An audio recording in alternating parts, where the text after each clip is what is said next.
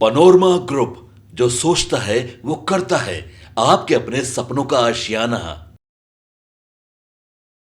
जी नमस्कार, आप देख रहे हैं डिजिटल मीडिया के जनक भारत लाइव पर नहले पर दहला। कल इस एपिसोड के विश्लेषण में आपने खूब सारा प्यार दिया। आज हम कुछ वैसा ही लेकर आए हैं फिर से। बाबा हमारे साथ हैं और हम सीधे जुड़ते हैं बाबा से कि आज नहले के दहला में क्या हुआ, क्या होगा, कि आज आधे दर्जन सीट पर कैसे लालू ने नीतीश और मोदी को चित कर दिया। तो बाबा स्वागत है आपका। चलिए, आपका भी बहुत बहुत स्वागत। और वेद, आपके इस एपिसोड को भारत लाइव के दर्शकों ने काफी सराहा है। हम आज भी इसी तरह का एक विषय लेकर के आए हैं। आपको बता दें कि आज के विषय में लालू प्रसाद ने जो अपने उम्मीदवारों की घोषणा की है, इससे जुड़े हुए विषय पर हम आज बात करेंगे। लेकिन इस विषय में आप सिंपल सा देख रहे होंगे कि पिछले 12 घंटे से, जब से कल रात में शाम में ये लिस्ट आया, उसके बाद से कई तरह की चर्चाएं शुरू हो गई हैं। इन चर्चाओं में ये चर्चा है कि अरे 22 सीट हो गया, 23वां क्या होगा, 22 सीट हो गया, 23वां क्या होगा, 23वां पर कौन लड़ेगा। मेन पैच जो है, मेन कैच यहीं पर है। आप लोगों से जब गलती हो जाती है तो पैच बोल करके आगे फिर एपिसोड चलाते हैं ना, उसी से इस बार एक पैच बोला है लालू प्रसाद ने, और वो अब आगे की राजनीति करेंगे। लेकिन सबसे बड़ी बात है कि इस लिस्ट में जो खासियत है, खूबियां हैं, इस लिस्ट का जो विशेषता है, इस लिस्ट में जो बातें छुपी हुई हैं, वो बड़ा महत्वपूर्ण है। सीधी आंखों से तो वो दिखाई नहीं देगा, उसके लिए मैग्नीफाइंग ग्लास लगाना पड़ेगा। और जब मैग्नीफाइंग ग्लास हम लगाते हैं तो इस 22 लोगों की सीट में कुछ ऐसी बातें हमें नजर आती है। कम से कम आधा दर्जन ऐसी सीटें हैं जिस पर कहीं ना कहीं नरेंद्र मोदी और नीतीश कुमार को चित कर दिया है लालू प्रसाद ने। लालू प्रसाद अक्सर इस तरह की बातों से चौंकाने के लिए जाने जाते हैं। पिछले 30-32 साल की अगर बिहार की राजनीति की बात करें हम, तो लालू प्रसाद हमेशा चुनावी रणनीति और चुनावी राजनीति में सबसे अव्वल रहे हैं। चाहे वो 15 साल तक चुनाव जीत करके खुद और अपनी पत्नी राबड़ी देवी को बिहार की शीर्ष कुर्सी पर बैठा के रखे, या फिर कोई भी कुर्सी पर बैठा हो तो उसे डर पैदा कर दे कि लालू प्रसाद कभी भी कुर्सी छीन सकते हैं। लालू प्रसाद के पास पहले से ताकत थी 32% वोटों की। एक ताकत नीतीश कुमार लेकर के चल रहे थे और वो थी आधी आबादी। लेकिन अब इस पर लालू प्रसाद ने नजर गड़ा दिया है। पहले इस पर नजर भारतीय जनता पार्टी की थी, लेकिन भारतीय जनता पार्टी चारों खाने चित हो चुकी है। आपको याद होगा कि पिछले ही 17वें लोकसभा में जो चल रहा है अभी वर्तमान में, उसमें केंद्र सरकार ने और नरेंद्र मोदी की सरकार ने एक रेजोल्यूशन पास किया था 33% महिलाओं को आरक्षण देने के लिए। जी बिल्कुल बाबा, आप सही बात कह रहे हैं। एक बार मोदी ने मतलब इस बार वर्तमान लोकसभा में महिला आरक्षण बिल पास किया है, उसके बावजूद भी उनके लिस्ट में महिला नदारद है। तो क्या लालू प्रसाद की ये स्ट्रैटेजी काम कर जाएगी? बिल्कुल वेद, जिस तरह से 33% आरक्षण दिया है, और इसके अलावे बिहार में आप देख रहे हो कि नीतीश कुमार ने जबरदस्त काम किया है। नीतीश कुमार के आरक्षण की शैली को देश और दुनिया अपना रही है। महिलाओं को 33% आरक्षण देकर के आप देखते होंगे चौक चौराहे पर जो ट्रैफिक पुलिस को, थानों में आप देख रहे हो कि संख्या कितनी अधिक बढ़ गई है, 33% संख्या बढ़ गई है। तो इसका मतलब है कि कहीं ना कहीं बाकी के क्षेत्रों में तो निश्चित रूप से महिलाओं को प्रतिनिधित्व मिला है। शिक्षा के क्षेत्र में आप देख लीजिए 33% महिलाएं आपको नजर आएंगी।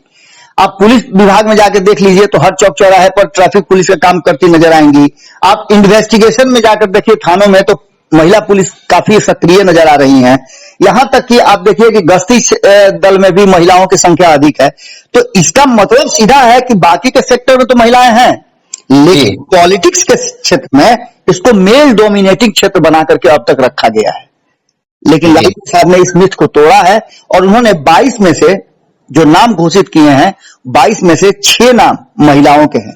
अब ये अलग बात है कि आप उसमें बहुत सारी बातों को जोड़ सकते हैं कि उन्होंने अपनी दोनों बेटियों को चुनाव मैदान में उतार दिया, बेटे उनके राजनीति में हैं, उनकी पत्नी राजनीति में है, खुद राजनीति में है। तो ये सब बातें कह करके आप इसको हल्का छोटा नहीं कर सकते हैं। ये लालू प्रसाद का मास्टर स्ट्रोक है, जिसमें उन्होंने अपने 22 वाले लिस्ट में सारण से अपनी बेटी रोहिणी आचार्य को उम्मीदवार बनाया है। तो वहीं जमुई में अर्चना रविदास, ये तो उनके रिश्तेदार नहीं है, इनको भी उम्मीदवार बताया है। पूर्णिया में बीमा भारती को उम्मीदवार बनाया है, ये भी एक बड़ा मूव था, जहां आप बड़ी लड़ाई देख सकते हैं। लालू प्रसाद लड़ रहे हैं, एक तो कांग्रेस में शामिल अपने दल को कराने वाले पप्पू यादव है, तो दूसरी तरफ एनडीए के एक मजबूत सिपाही खड़े हैं संतोष कुशवाहा। अगर बात करें पाटलिपुत्रा की, तो पाटलिपुत्रा में 2 बार हारने के बाद भी मीसा भारती ने टाल ठोका है। हम इसके आगे आपको बताएंगे कि ये 6 महिलाओं को जो उन्होंने इस 22 की लिस्ट में शामिल किया है, उनके आने से फायदा और घाटा क्या है, और इसके साथ साथ उनकी पार्टी के भीतर किस तरह का माहौल है, ये भी हम आपको बताएंगे। तो मीसा भारती के अलावा मुंगेर से अनीता देवी महतो को उन्होंने शामिल किया है। अशोक महतो की ये पत्नी है, आपको पता ही है इनका पूरा एपिसोड। इनको मैंने खरवास में शादी करा करके इनको उम्मीदवार बनाया गया है। ऐसा पहले भी हो चुका है इस बिहार की राजनीति में। शिवहर की बात करें तो अपनी सबसे ज्यादा प्रखर और जिसको कहा जाता था कि शेरनी है, रितु जायसवाल, कई अच्छे काम उनके अभी भी अंकित हैं, कई बार वो सम्मानित भी हुई हैं। एक मुखिया के रूप में उन्होंने अपना कैरियर शुरू किया था और आज काफी महिलाओं के लिए आइकॉन बनी हुई है रितु जायसवाल। उनको शिवहर में खड़ा किया है लवली आनंद के विरुद्ध। ये सारी स्ट्रेटजी लालू प्रसाद ने अपनाया जरूर है, और इस स्ट्रेटजी से कहीं ना कहीं एक बात तो निश्चित रूप से है कि अब तेजस्वी यादव जब मंच पे से गरजेंगे और अपने विरोधियों को यानी एनडीए के लोगों को घेरेंगे, तो ये बात जरूर कहेंगे कि उन्होंने महिलाओं को प्रतिनिधित्व दिया है, महिलाओं का सम्मान उनमें सबसे ज्यादा करने की क्षमता है। वो महिलाओं को लेकर के कितने ज्यादा आशान्वित हैं, ये सारी बातें कहने के लिए वो अधिकृत हो गए हैं। लेकिन अब सबसे बड़ी बात है कि क्या ये महिलाएं जीत करके सीट देंगी। देखिए, जहां टक्कर की बात है वहां टक्कर तो इन सभी सीटों पे है। 6 सीट पर टक्कर जबरदस्त है, चाहे वो मीसा भारती की बात कर लें या फिर आप रोहिणी आचार्य की बात कर लें। रितु जायसवाल भी टक्कर देने में कहीं पीछे नहीं है। बीमा भारती विदेश में है। अर्चना रविदास की बात करें तो सीधी लड़ाई लड़ रही है चिराग पासवान के जीजा से, अरुण भारती से। वही अगर बात कर लें आपको, तो अनीता देवी भी सीधी टक्कर दे रही हैं ललन सिंह को। ये सारी चीजें आपको देखने को तो मिल रही हैं, लेकिन इसके साथ साथ आपको बता दें कि इस स्ट्रेटजी से चुनाव नहीं जीते जाते हैं। एक स्ट्रेटजी आपकी हो सकती है, लेकिन इस स्ट्रेटजी में जो इस लिस्ट के जारी होने के बाद भीतर ही भीतर राष्ट्रीय जनता दल में काफी विद्रोह हो गया है। कई लोग अब पार्टी से साइलेंटली जो है या तो हटना चाहते हैं या फिर इस फैसले से भीतरघात करना चाहते हैं। और ये अक्सर आपने देखा होगा कि पिछले 2-3 चुनावों से लालू प्रसाद और राष्ट्रीय जनता दल को डैमेज करता आ रहा है। एक बार फिर से, भले ही लालू प्रसाद ने नीतीश कुमार और नरेंद्र मोदी के सामने इन 6 सीटों पर मुश्किलें पैदा कर दी हो, महिला उम्मीदवार उतार करके इस लड़ाई में फिर से एक बार 50-50 का मामला सामने ला दिया हो, लेकिन एक बात तो निश्चित रूप से लग रहा है कि भले ही आधे दर्जन सीटों पे लालू ने एक बड़ा ट्विस्ट लाया हो, वोटिंग से पहले ही परेशान कर दिया हो, लेकिन इन सारी बातों के साथ साथ ये देखना बहुत जरूरी होगा कि तेजस्वी यादव का कितना सपोर्ट उनकी पार्टी के लोग करते हैं। चंद गिने चुने लोगों की बात अगर करें तो वो तेजस्वी यादव के साथ हैं। कार्यकर्ताओं की बात करें तो वो तेजस्वी यादव के साथ बिना किसी स्वार्थ के हैं।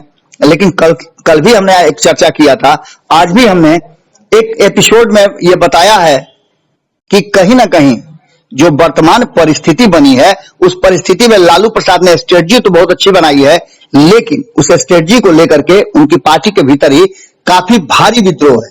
हम आगे ये भी बताएंगे कि इस 22 की लिस्ट में और किस तरह का समीकरण जोड़ने की कोशिश की गई है और कितना ज्यादा अपने विरोधियों को परेशान करने की स्ट्रेटजी है। लेकिन एक बात तो आप मान के चलिए कि इस सूची में लालू प्रसाद ने एक हिम्मत का काम जरूर किया है, लेकिन इस हिम्मत पे क्या वो जीत की गारंटी भी तय करेंगे। एक तरफ मोदी की गारंटी है तो दूसरी तरफ लालू की स्ट्रेटजी वाली गारंटी है। लेकिन इसमें सबसे बड़ी बात जो है वो ये है कि भारतीय जनता पार्टी और एनडीए गठबंधन में आपने देखा होगा कि भीतर घात की जो स्थिति है उससे निपटने के लिए पुराने ही स्ट्रेटजी पर चलना बेहतर समझा। सभी लगभग पुराने उम्मीदवारों को कंटिन्यू कर दिया है, 1-2 को छोड़ करके, और जो बाकी जो 1-2 को छोड़ा है वो भी अब कॉन्टेस्ट में या तो एक आध हैं, बाकी सब संट पड़ गए हैं। लेकिन दूसरी तरफ लालू प्रसाद से अपेक्षाएं बहुत लोगों को थी। बहुत लोग उम्मीदवारी के लिए सोच रहे थे कि उनको इस बार उम्मीदवारी मिलेगी और वो लोकसभा में अपना हाथ आजमाएंगे, लेकिन लालू प्रसाद ने बहुत सारी बातों को बदल दिया है। अब देखना दिलचस्प होगा कि जो बातें लगातार कही जा रही है कि लालू प्रसाद ने ये मूव रखा है, इस मूव पर कितना सफल होते हैं।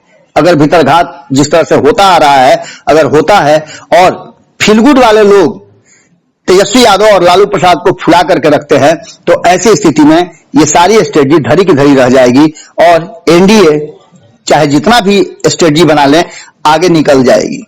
क्या होगा ये तो चुनाव आने पर पता चलेगा, जब वोटिंग होगी तब पता चलेगा। लेकिन लालू प्रसाद ने एक मूव जरूर किया है, जिसमें 6 महिलाओं को उम्मीदवारी बना करके उन्होंने एक हिम्मत का काम जरूर किया है। जी बाबा, एक बात और रह गई थी, जैसे कि सभी को पता है कि इस बार महागठबंधन में राजद को 26 सीटें मिली थी, जिसमें से 3 सीट तो वो मुकेश सहनी को दे दिए। उनके खेमे में अभी भी 23 सीटें बची थी, लेकिन 23 में से कल की ही बात अगर की जाए तो उसमें से बस 22 प्रत्याशी का नाम जो है वो क्लियर किया गया है। अभी भी सिवान का पेच फंसा हुआ नजर आ रहा है। क्या लगता है बाबा? देखिए, सिवान के पेच में हमने आपको पहले ही बताया है कि सिवान में जिस तरह से आरएलएम जो उपेंद्र कुशवाहा की पार्टी है, उसके प्रदेश अध्यक्ष है रमेश कुशवाहा, उनको और उनकी पत्नी को ज्वाइन कराया गया था जेडीयू में। आपने देखा होगा। दूसरा सबसे महत्वपूर्ण बात कि उनसे लड़ाई लड़ने के लिए लगातार तैयारियां चल रही है। रमेश कुशवाहा किसी परिचय के मोहताज नहीं है और वहां लड़ाई जदयू से सीधी हो रही है। जदयू ने अपना उम्मीदवार बदला है, तो राष्ट्रीय जनता दल इस सीट पर अपने उम्मीदवार को चयन करने में अभी भी पिछड़ा हुआ है। हो सकता है तो हिना साहब को मनाने की कोशिश हो रही हो, क्योंकि हिना साहब एक ऐसी महिला हैं, जो ऐसी उम्मीदवार हैं जो अक्सर आपने देखा होगा कि राष्ट्रीय जनता दल को भले ही वो सिवान से नहीं जीती हो पिछले चुनाव में, लेकिन डैमेज जरूर कर सकती हैं। कई सीटों पे वो उनका असर है। तो देखना दिलचस्प होगा कि लालू प्रसाद ने जो एक सीट और बचा के रखी है सिवान की, उस पर वो क्या फैसला लेते हैं। क्या एक बार फिर से हिना साहब को अपने दल से चुनाव लड़वाते हैं, वो तैयार होती हैं, या हिना साहब ने जो अनाउंसमेंट कर दिया है कि वो चुनाव लड़ेंगी निर्दलीय, तो ऐसी स्थिति में वहां कौन सी स्ट्रेटजी अपनाती है राष्ट्रीय जनता दल, या सीट अपने साथियों को ट्रांसफर कर देती है। ये दिलचस्प बात होगी, क्योंकि एक बात और भीतर खाने में कही जा रही थी कि ये सीट वाम दलों के किसी घटक दल को दिया जा सकता है। खैर क्या होता है तो देखना दिलचस्प होगा, इंतजार कीजिए। अभी सिवान में थोड़ा देर है। जी जानकारी के लिए धन्यवाद। तो जैसा कि आपने सुना कि बाबा ने कितने अच्छे से सब बातों पर ध्यान देते हुए क्लियर किया कि इस बार लालू यादव की महिला फैक्टर कितना परेशान करेंगे नीतीश और मोदी जी को इस बार लोकसभा चुनाव में। तो और भी ऐसे तमाम अपडेट देखते रहने के लिए आप देखते रहें नहले पे दहला। धन्यवाद। पनोरमा ग्रुप, जो सोचता है वो करता है। अगर ये वीडियो पसंद आई और वह बिहार के राजनीति और बिहारियत से सरोकार रखेनी तो सब्सक्राइब बटन दबा के चैनल के सब्सक्राइब कर ली। ओजे एगो घंटी बा, ओकरा बटन दबा देला से कुल सटीक और मारक खबर रुआ मुफ्त में मिल जाई। अगर रुआ पत्रकारिता के हमनी के नया प्रयोग में सहयोग कर चाहतानी तो ज्वाइन बटन दबा दी। पेटीएम नंबर नोट कर ली 9386816700। धन्यवाद।